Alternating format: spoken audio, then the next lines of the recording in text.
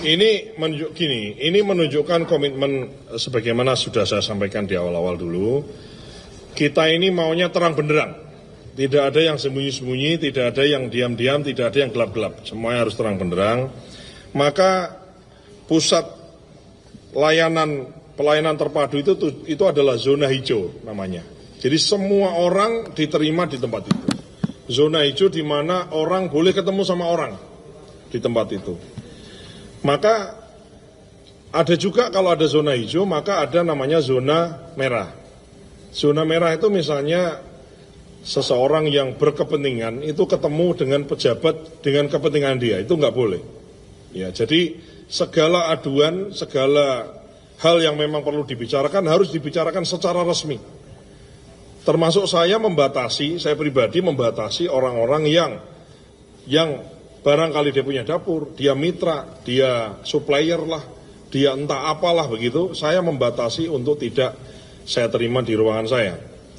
Sekali lagi, belum tentu kalau saya terima itu kemudian saya bicara hal-hal yang tidak etis, tapi kalau saya terima itu membuat orang menduga-duga, jadilah yang namanya fitnah gitu. Jadi saya daripada menjadi diduga-duga oleh orang, apalagi diduga-duga oleh publik, diduga-duga oleh netizen, diduga-duga oleh masyarakat, dan itu diduga-duganya adalah diduga-duga yang negatif, lebih baik itu kita hindarkan. Dan saya bersama dua wakil saya berkomitmen dan kami membawa budaya ini sampai ke level bawah. Di level eselon 1, eselon 2 dan seterusnya, saya larang dengan keras menerima pihak-pihak yang berkepentingan secara gelap-gelap, diam-diam, semuanya harus direspon dengan cara yang proper, yang baik ya. Saya ingin Badan Gizi ini memiliki semacam SLA atau standar layanan yang betul-betul handal ya. Jadi pusat pelayanan terpadu itu adalah tempat curhatnya orang, tempat mengadu orang. Di situ ada call center-nya.